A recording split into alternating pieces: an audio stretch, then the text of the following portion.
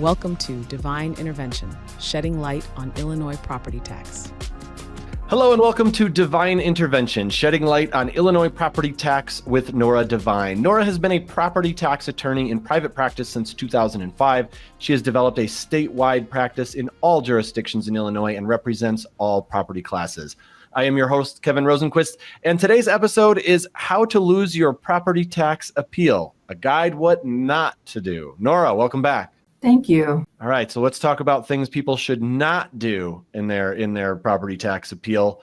What are some of the most common mistakes you see property owners make when filing a property tax appeal? At our office, we like to consider ourselves, we're lawyers, but also we kind of borrow from the ethics of physicians, and their Hippocratic oath is, first do no harm. So generally that's everything we do is through the lens of first, let's not make this any worse than it is. Yeah. So the number one thing is, check the property record card and make sure that there are not errors that are in your client's favor. So in other words, if there's errors, like they're not even assessing the garage, or they don't know that there's a finished basement, or they think that there's, however many bathrooms instead of, now there's actually more. That's the kind of thing where you're like, do you really want to open this can of worms? Because if they assess, this addition that they missed, or if they assess this garage that they don't have, or if they assess this basement that they don't know about, then, you could end up actually making your situation worse. Right. So I think that that's a really important thing, is to take a look at the property record card and to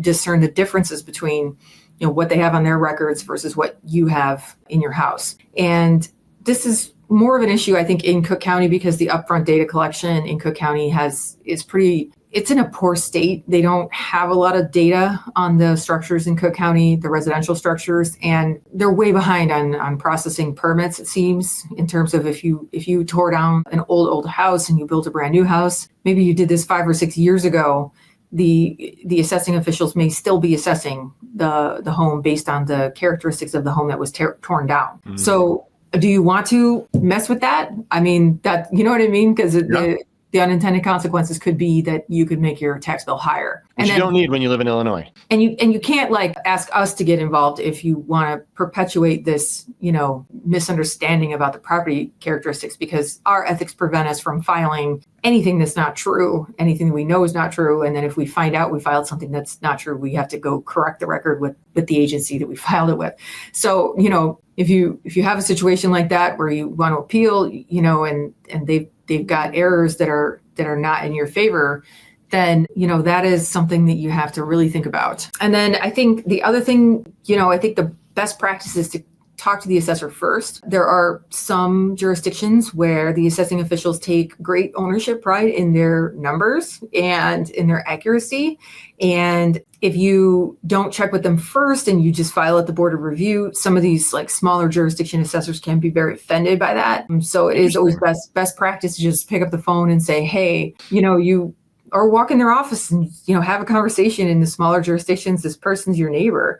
You go in there and you say, hey, I could not sell my house for this. This is not a good assessment. Or you walk in there and you say, hey, everybody else on my block is paying less than me, and this doesn't seem fair. And so you give them a chance to explain it to you and to educate you, or you give them a chance to make the change themselves, which they may greatly prefer doing. They may not like the feeling of having somebody above them, make that change for them. Mm-hmm. So if you can, and you don't always have time, but if you can, it's smart to just say something to the local township assessor before you go any further, if that makes sense. Definitely.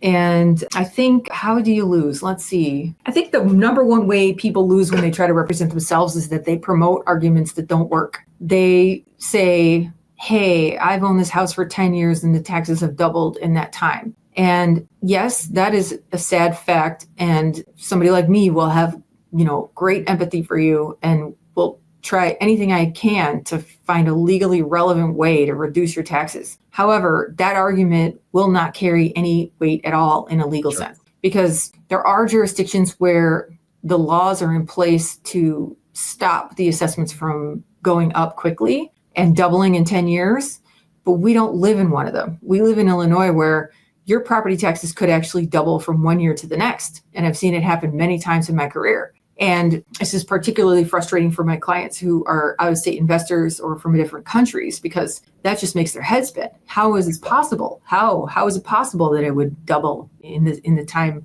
expanse of 1 year? But it can, for some of the reasons we've talked about on other episodes, is that, these market trends can be very fast.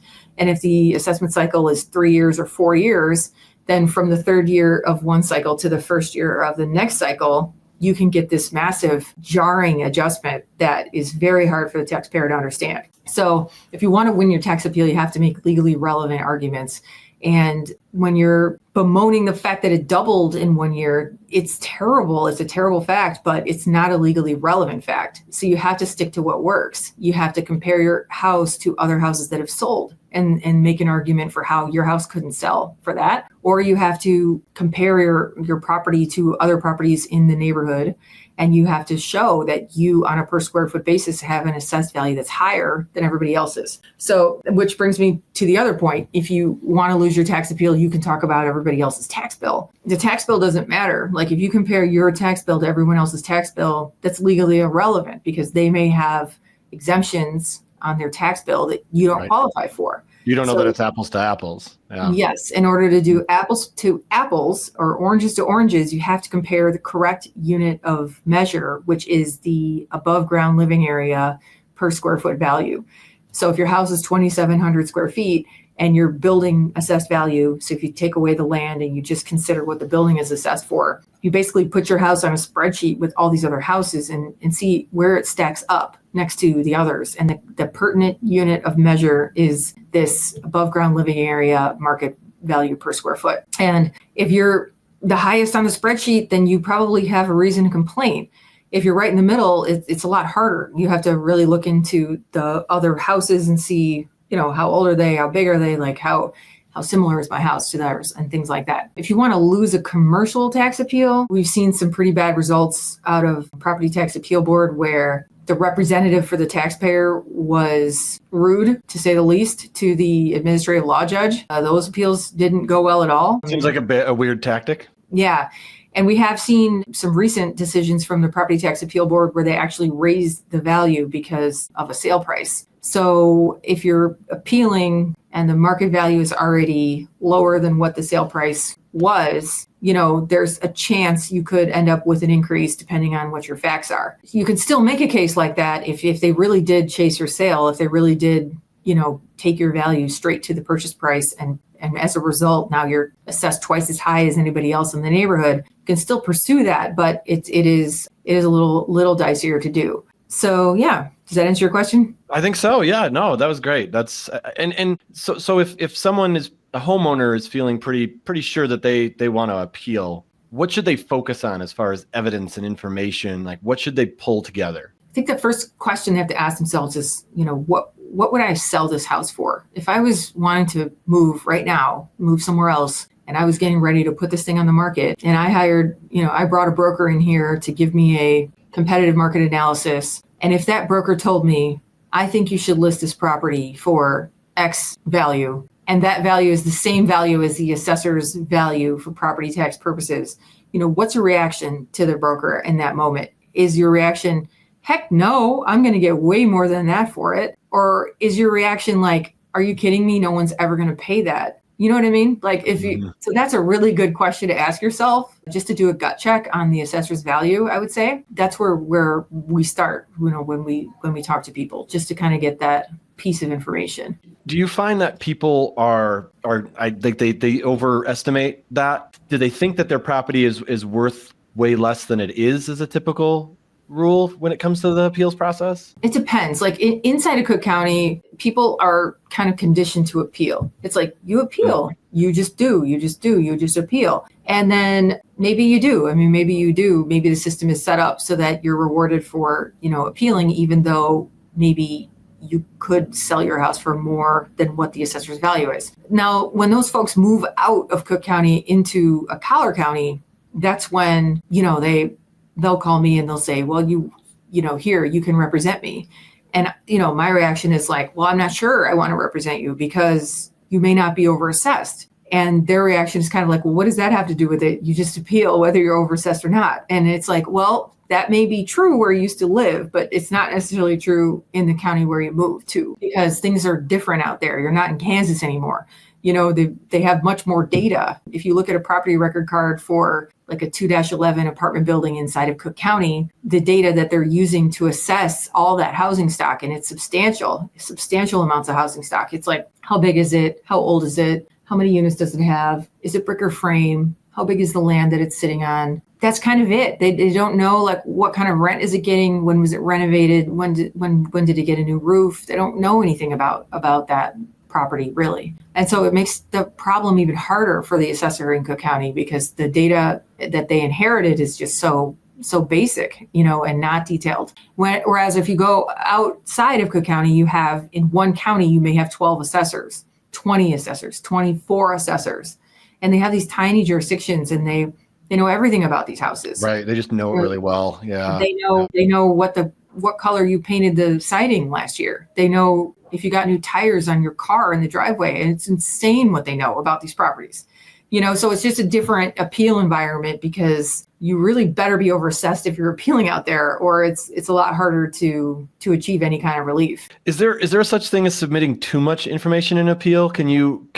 Is excessive data a bad thing? We love data. I love to put in, I think the strongest thing you can put in is an MLS sheet, multiple listing sheet of a sale, and you can show the interior photos, and you can show sort of like the exhaustive listing history of the property. I think all that stuff is helpful, and it's more than you would see in an appraisal. In an appraisal, you just have sort of an exterior shot of the sales comps. You don't generally have that extra data in the way of putting in all those MLS photos and all that listing history. So we like to put that in. I'm trying to think, what kind of data have I seen people put in that is too much? I mean, it's only too much if it's irrelevant. I mean, if you're making, habeas corpus petitions or various constitutional arguments in your property tax appeal, then yes, all of that is too much, because that's probably not, going to be legally relevant to getting you any kind of reduction. When you do a uniformity case, meaning you're trying to show whether or not the property is assessed uniformly with the other properties in the neighborhood, you don't necessarily put in the entire spreadsheet. You put in,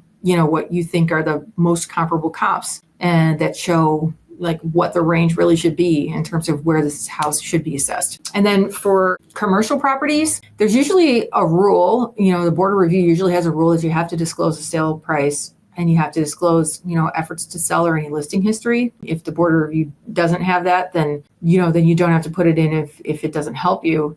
But most of them do and should have a rule like that, because, it is a data point that matters to them. But yeah, I mean, if you could have an appraisal for financing purposes that's higher than the appraisal that was written for ad valorem purposes, and unless you're under an obligation to put it in, then you would leave it out, right? Unless you were at court. I mean, in the circuit court system, you are under an obligation to put those in. So that's one of the things that the current assessor in Cook County is working toward. He wants to see more mandatory data disclosures. There's not a lot of data sharing going on between the Board of Review and the assessor. So the Board of Review may be getting all these very detailed income statements in and very detailed rent rolls in. And the assessor saying like, boy, wouldn't that be handy for me to have that information when I'm trying to figure out what these properties are worth. But the data is there. It's not, it's not the taxpayer's fault that these agencies don't share data. I mean, what do you have to do? Just put a server with both agencies having access. But this is a county where, they don't get access to death certificates either. I mean, so you've got homeowners exemptions that continue on forevermore because, I don't know, the government agency that's responsible for updating the death certificates doesn't communicate with, any of the other agencies that are responsible for removing some kind of tax benefit if the person, dies.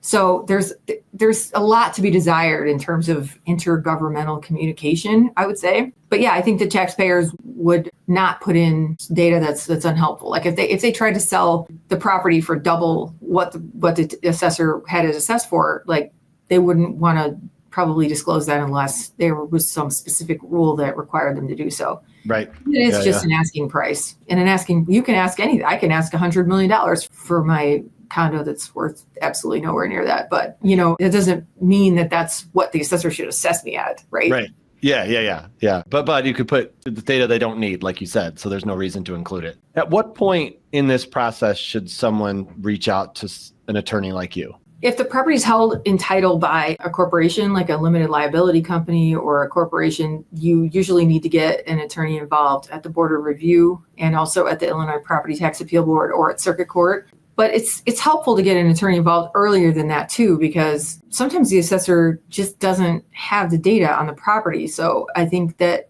putting it together in a way that's helpful, comprehensive, and coherent, and then giving it to the assessor can be a very good proactive step in terms of making sure that the property assessment is fair. Yeah, great advice as always, Nora. Well, thank you for joining us on Devine Intervention, shedding light on Illinois property tax with Nora Devine. To connect with Nora and the team, visit thedivinelawgroup.com, and please like and subscribe to our channel. And if you have a chance, please leave us a review. Nora, always great to chat with you. Thanks so much for being here. Yes, good to see you. Thanks for watching. Be sure to hit that like and subscribe button and leave us a review in the comments.